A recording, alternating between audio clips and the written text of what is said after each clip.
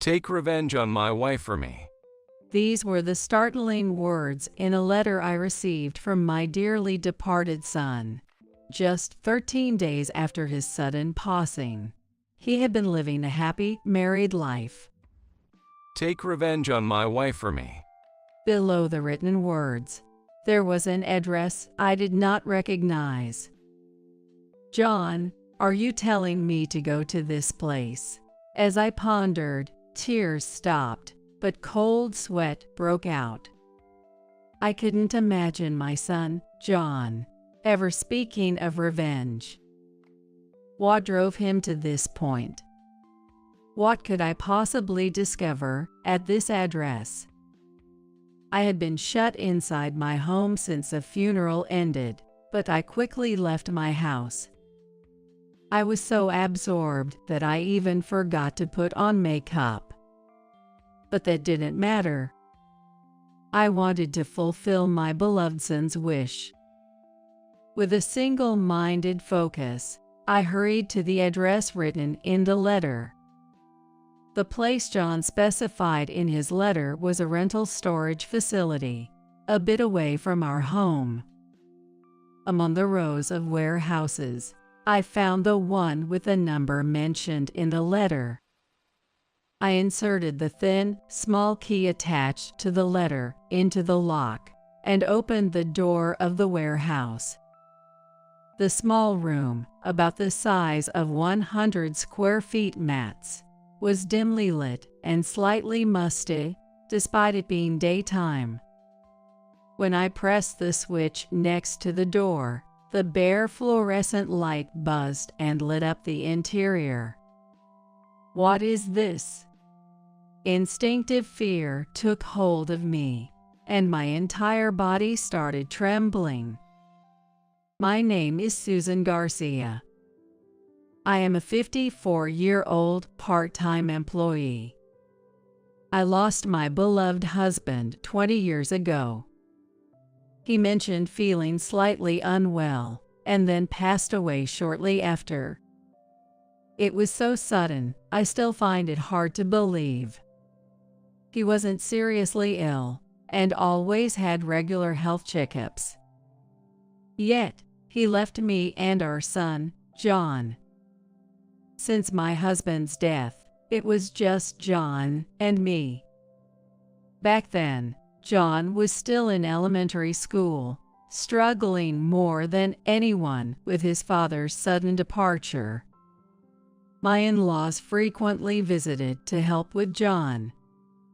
Responding to our feelings, it seemed like John was desperately trying to hide his loneliness from not having a father. Far from that, John often encouraged me when I became panicked. "Mom, it's okay, I'm here." His young voice still echoes in my ears to this day. After losing my husband, I started working part-time to raise John, trying to forget the sorrow with the busyness of daily life.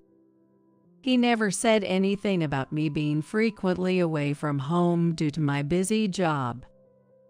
Despite being lonely himself, he never complained and continued to encourage me.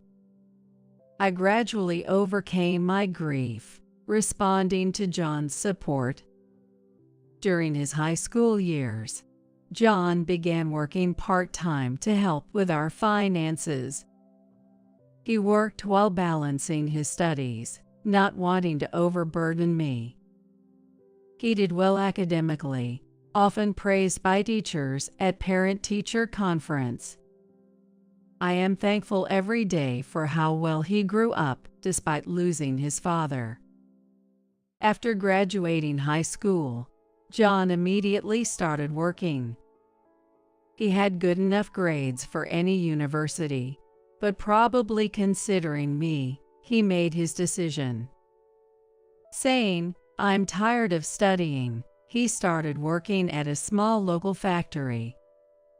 Being naturally smart, John quickly learned the ropes and was well liked by everyone there.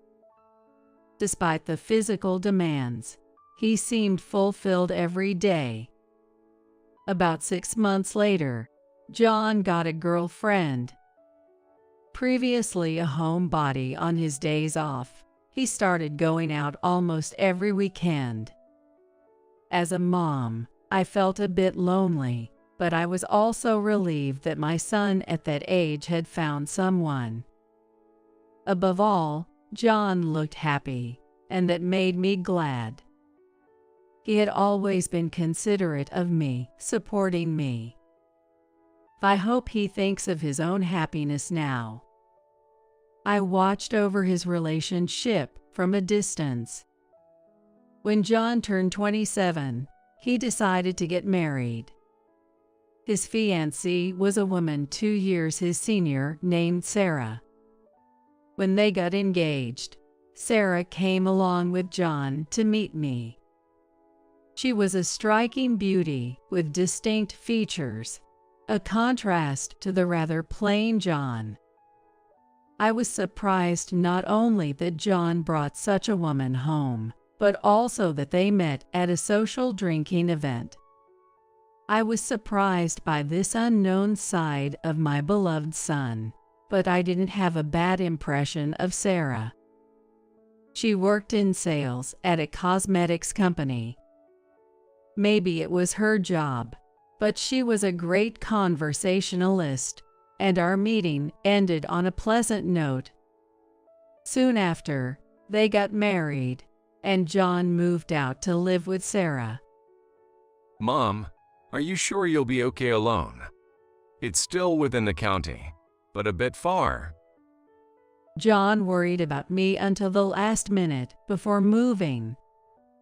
Sarah too seemed concerned about me living alone, and there was serious talk about us living together at one point. I appreciated their kindness, but I couldn't burden John any further. I politely declined their offer and celebrated their new life together. John still visited me often, but he started to lose weight, seemingly stressed from his job change. He chose a new job closer to Sarah's workplace, but it seemed to be tough on him. Unlike the small factory, the unfamiliar sales job was probably causing him stress and affecting his appetite. Haven't you lost weight? It's good to work hard, but it's serious if you ruin your health. Every time he came home, I would say that to John, but he would just reply, I'm fine, with no intention of changing jobs.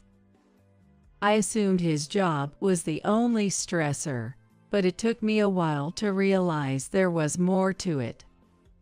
Sarah, since he won't listen to me, could you talk to him? He's so stubborn.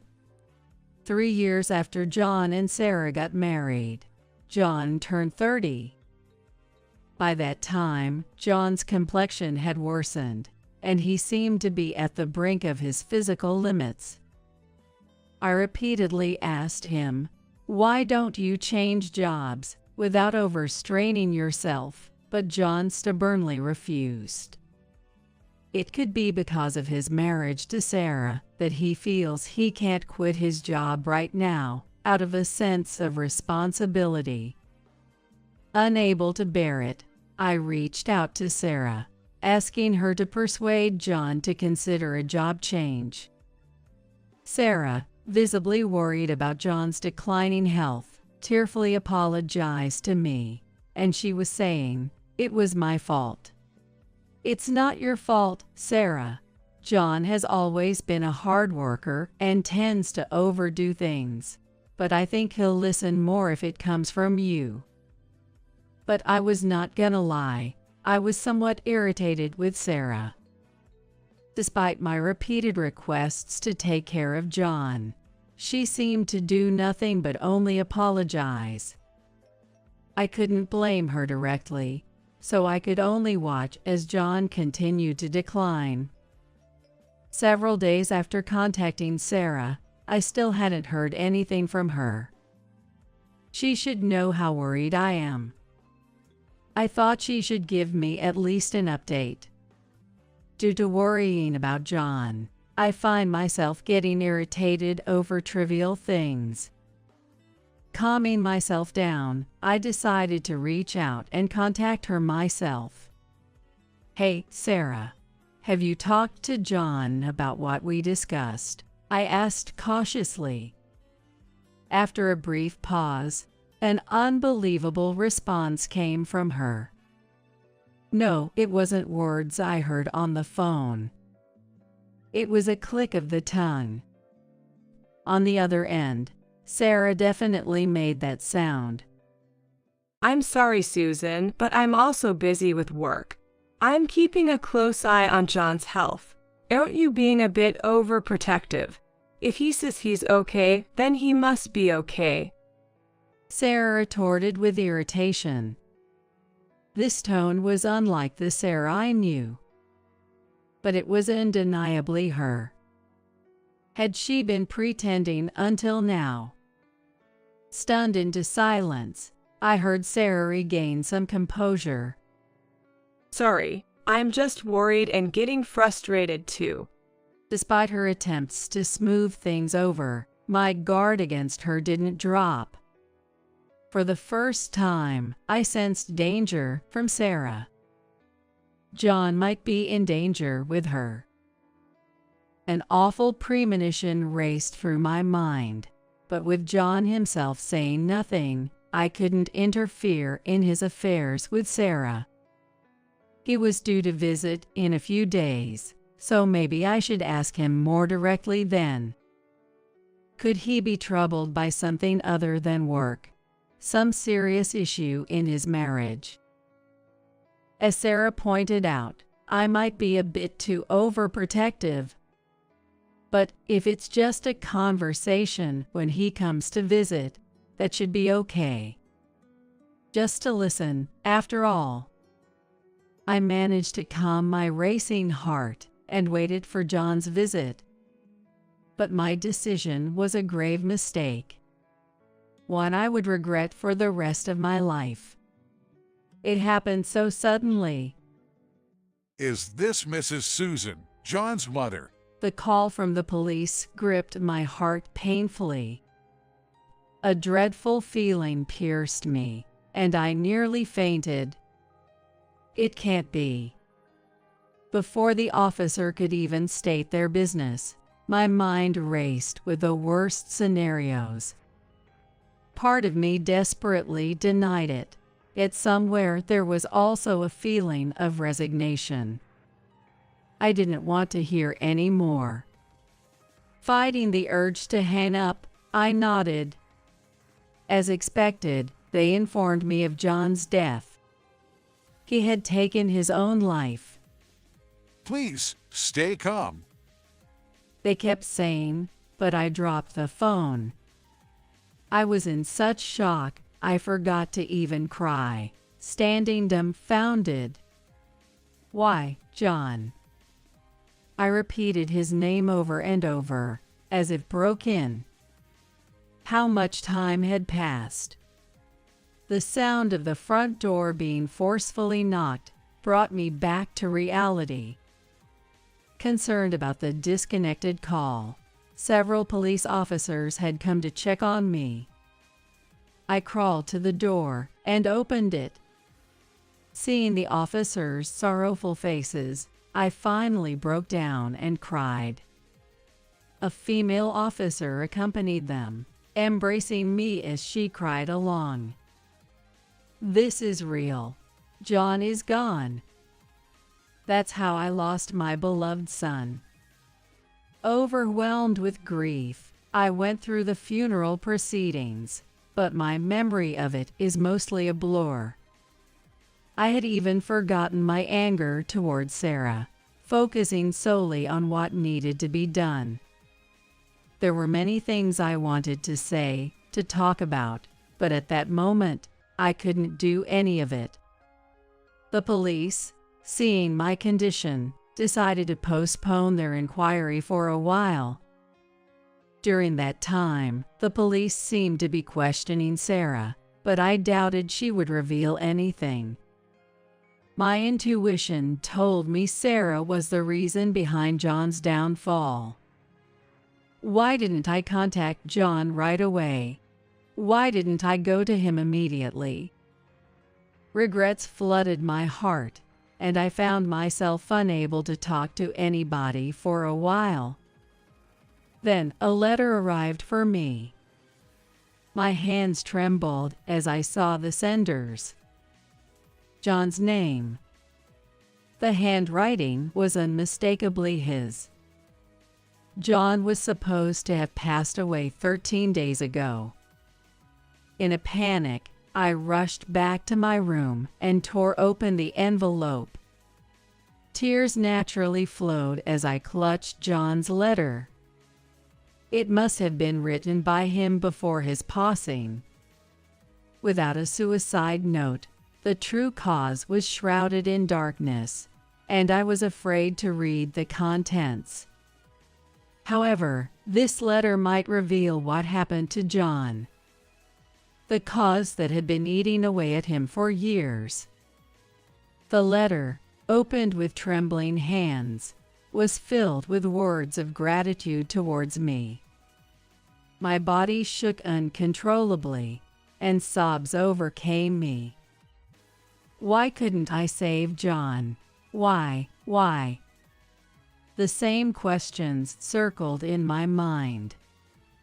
As I tried to return the letter to the envelope, I noticed another piece of paper inside. What's this? I unfolded the letter and couldn't believe the words written on it. Take revenge on my wife for me. Below the words was an unfamiliar address. John, are you telling me to go to this place? The tears had stopped, but now cold sweat broke out. I couldn't imagine John ever speaking of revenge. He must have been driven to the edge. What could I find at this address? I had been cooped up at home since the funeral, but now I immediately left, forgetting even to put on makeup. But that didn't matter now.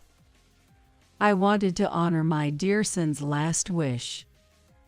With that single-minded determination, I hurried to the address in John's letter.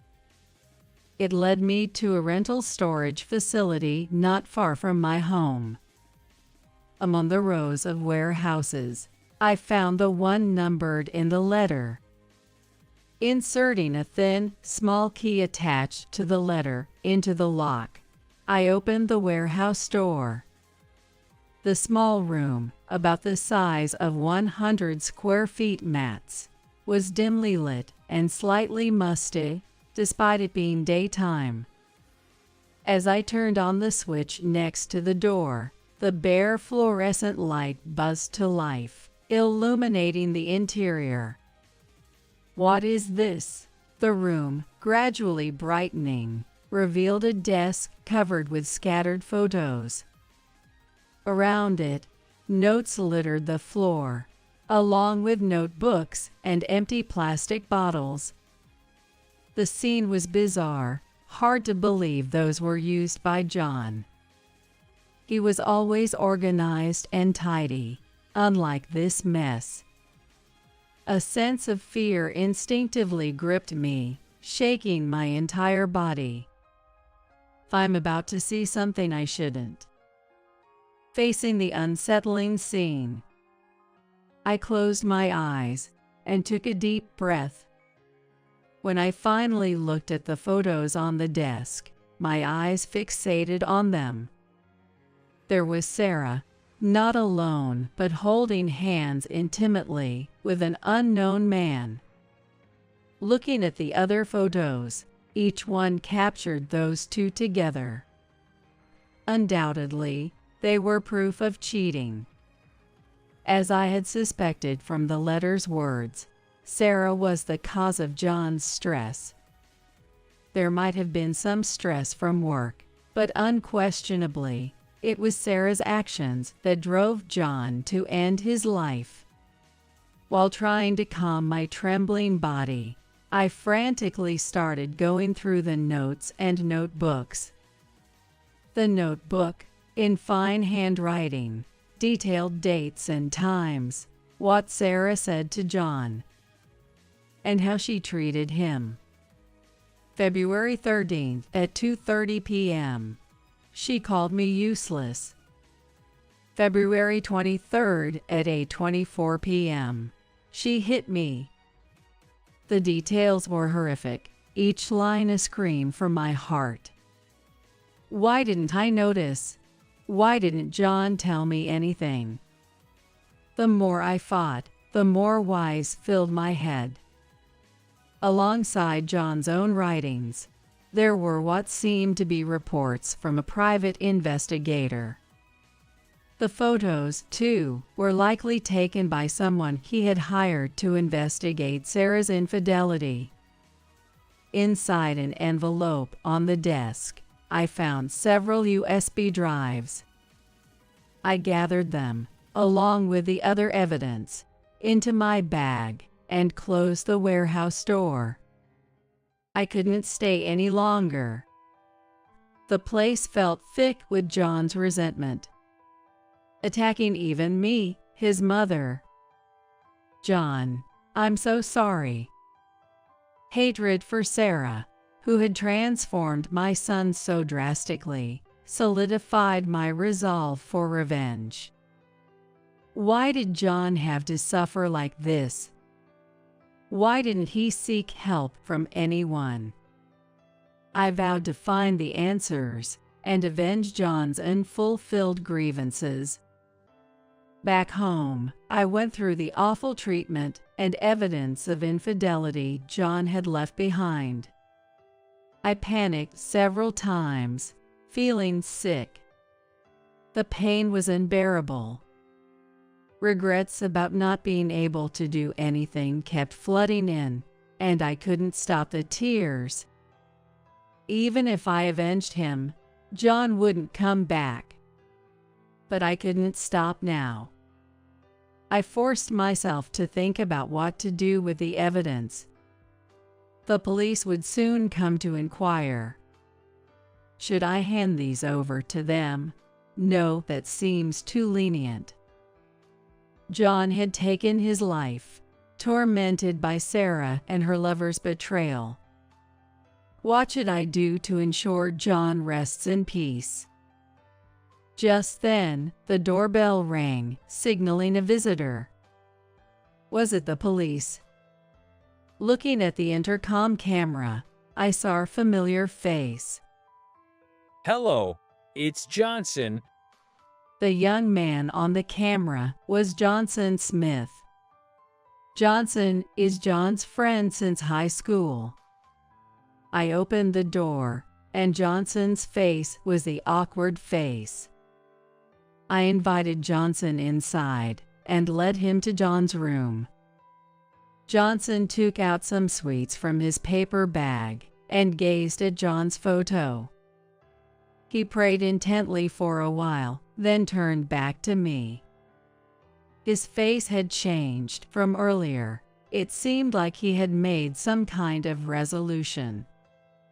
Johnson adjusted his glasses with his left hand and reached into his pocket, pulling out a letter.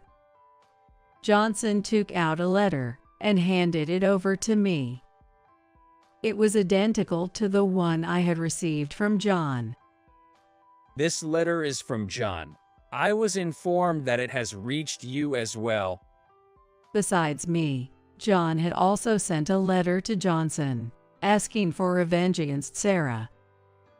As a mother, I might still consider it, but involving someone else like Johnson in this matter is unthinkable.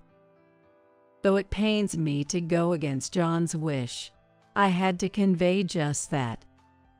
However, Johnson denied this, saying, Even if we talk about revenge, I have no intention of breaking the law. I'm sure John wouldn't want that either. Hearing Johnson say this made me realize something. What was I thinking? I had been swept away by the idea of revenge in the shock of losing John. Although I didn't have a clear plan, I feared what I might have done if I were alone. Perhaps John also thought of this, which is why he left a letter for Johnson too. At the funeral, I handed it to you, but let me do it again. Johnson continued, taking out a business card case from his pocket. The card he gave me had Johnson's name and his work details. I couldn't talk to you in detail at that time and just handed you my business card rather abruptly. Thinking back, I indeed received his business card at the funeral. He used to come over to our house several times since high school and even attended John's wedding party. Why he gave me the business card at this time, I remembered thinking, but I was too shocked to check it then. I hadn't paid attention to Johnson's words at that moment. He had definitely said, Please contact me if you're in trouble. The business card read Johnson Law Office. I recalled it. Johnson had pursued a career in law after graduating from high school. He had visited our home even after that, but all I knew was that he was working in New York. I never imagined that Johnson had become a lawyer. Accepting John's letter, Johnson had decided to seek revenge within the bounds of the law. Johnson, having lost a dear friend, had made this resolution and came to visit me. My office is closed for a while, He said, smiling for the first time. It was a nostalgic smile. Johnson wanted to help me and John as a friend. He didn't want to accept payment. Along with the letter, a substantial retainer fee arrived from John through registered mail with cash. But Johnson handed it all back to me. I can't accept this. This is the least I can do, having been unable to help him. Please let me do this job as his friend. Johnson said that. I hastily stopped him and decided to keep the money for the time being. Not only I but also Johnson had struggled with our inability to save John. So I should consider Johnson's feelings as well. I told Johnson about the contents of John's letter and the items I found in the storage. But let's take a break for now. You must be tired from the long journey. Shall we have some tea first? Johnson might be feeling the same urgency, but we had found a strong ally in each other. That was true for both of us. We needed to calm down first. Feeling this, I decided to welcome Johnson as my son's friend. As Johnson looked through the documents I handed him, he let out a deep sigh. This is tough. He said, a statement that could be interpreted as either a remark to me or a spontaneous utterance. The man Sarah was having an affair with was named Brian Taylor. According to the notes left by John, it seems that Brian, too, knew John. Brian had been threatening John repeatedly to break up with Sarah and had continued to harass him. Johnson, being knowledgeable in law, stated that Brian was as guilty as Sarah. Even if they denied the affair, there were photos and evidence left by John. This should be enough to build a strong case. As a lawyer, I can't do much in court, but I do have the knowledge. Holding the two people responsible for pushing John to the brink would mean the end of Johnson's role as a lawyer in this matter. That's because he has no intention of defending those two. Then the next step would be to organize the evidence John left behind and submit it to the police. Also, demanding a significant amount in damages from them would be part of the plan. We will submit what John left to the police and bring those two to justice, Johnson affirmed, as if convincing himself. He needed to say this to maintain his composure. I explained to Johnson that the police were scheduled to question me soon. With all this evidence, Sarah and Brian would face some punishment, no matter what they say. However, I desperately wanted to talk to Sarah directly. As John's mother, I felt it was my duty to confront her. I told Johnson that I wanted to talk to Sarah without revealing the existence of the evidence. Johnson readily agreed, saying, "Of course." Once Johnson submits the evidence to the police, there might be no more chance to talk to Sarah. The police could come to me at any time. The time left must be short. I decided to go to Sarah's house immediately. Sarah showed a look of confusion when I suddenly visited her without any prior communication. She must have thought I was still recovering from the shock of the funeral. She had shown her true nature over the phone before, which must have made her feel guilty. She must have been internally panicking about what I would say. "I've heard everything from John. He is never coming back. But apologize right now. Apologize to John." Seeing Sarah leading a normal life even now, my patience reached its limit. I realized I was speaking before I knew it. What are you talking about? Why should I apologize to John? What did I do? Sarah's face froze for a moment in shock, and then she became hysterical. Her reaction told me she had been restless these past weeks. She has been constantly worried about when her committed sins would be exposed.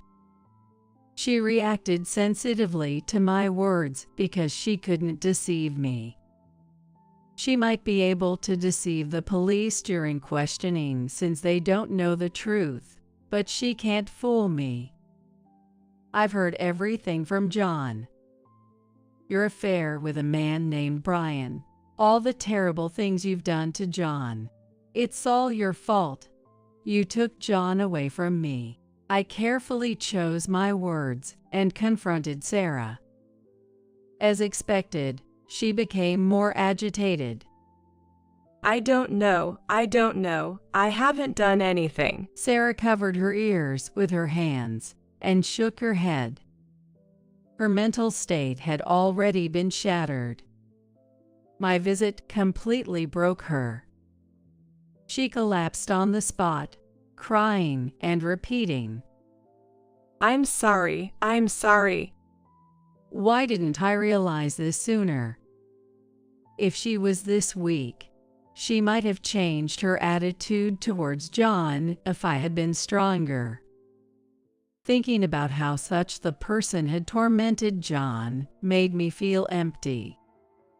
I called Johnson right there and told him everything that had happened. Johnson chose to explain everything to the police right there. He seemed taken aback by how quickly everything was resolved, a bit bewildered.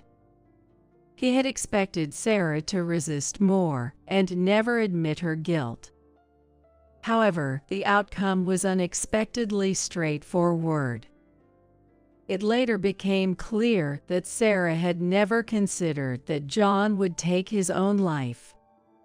She thought her harassment would lead John to initiate a divorce. Without evidence of the affair, she believed there was no need to pay alimony, and she intended to deny the affair altogether, claiming Brian was just a friend. It was a crazy plan, but both she and Brian believed it would work. John, out of love for Sarah, had not sued based on the evidence he had gathered. John was hoping for remorse and a severing of ties with Brian. He had been gathering evidence. But it seems that the realization dawned that this wish would not be fulfilled. He could have taken revenge himself, but John was so cornered that he couldn't make sound judgments. He couldn't bring himself to sue Sarah. Unaware of John's kindness, Sarah continued to push him to the edge. Following Johnson's call, the police arrived promptly, and Sarah, along with Taylor, was subject to another round of questioning. The evidence left by John soon exposed their crimes. Sarah, since then, hasn't been able to speak properly. Even after being found guilty and sent to a police hospital, she remains in a state of shock. This story became news, quickly spreading the crimes of Brian and Sarah across the nation. They were recognized as the cause of John's death. Johnson's efforts ensured a flawless claim for damages. Unsurprisingly, Brian lost his job. His crimes became known among his company and friends, leaving him completely isolated. Even if he re-enters society, he will have to continue paying the alimony and remain a subject of rumors for his grave misdeeds. They committed such grave crimes. Sarah remains unwell, with no hope of recovery. Constantly repeating, "I'm sorry," and unable to sleep without medication. The guilt of the two was revealed, and they faced justice according to the law. However, John will not return. Did we fulfill his last wish? After ensuring the conviction of the two individuals, Johnson decided to return to New York. Thank you for everything. I don't know if we completely honored John's feelings, but we tried our best, he said with a somber expression. Having a friend like you, John, was fortunate. Thank you so much. I replied with deep gratitude. Johnson, slightly flustered, responded, I just did what I could as his friend. Please, no need for such formalities. With a smile, Johnson walked away. Without him, I might have lost my composure, driven by anger. He managed to stay calm and bring them to justice, hiding his own turmoil. Although Johnson wasn't looking at me anymore, I continued to watch his retreating figure for a while.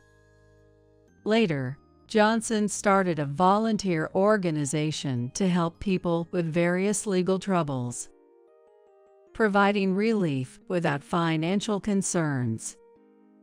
His inability to save John must have been incredibly frustrating. To this day, he continues this work alongside his job, helping many people. Just a few weeks ago, he came by to see me again. During that visit, he introduced me to his wife and their newborn child. Despite his busy schedule, he makes sure to visit a few times a year. John must be delighted. As for myself, I quit a part-time job I had since then. I felt compelled to do something only I could do, despite not having the knowledge or power like Johnson. That's when I decided to volunteer in mental health care for families who have lost loved ones. I joined an organization founded by a psychiatrist living nearby and began facing various people and their struggles. Johnson's support saved me, helping me recover from the loss of John. Just like I was sinking in despair, I wanted to help others who felt the same way. This motivated me to start my volunteer work.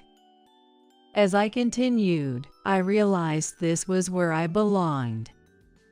It wasn't just about saving families engulfed in grief, but possibly preventing others from ending up like my son. Driven by this conviction, I grew closer to the psychiatrist who established the organization. I never planned for this. It made me feel guilty towards my late husband and John. Is it okay for me to be happy only myself? With this newfound acceptance, I cautiously began a new relationship. Even if I fall in love again in the future, I will never forget my husband or John. I intend to live my life carrying the memories and sentiments of both of them with me. So, is it all right for me to embrace happiness again?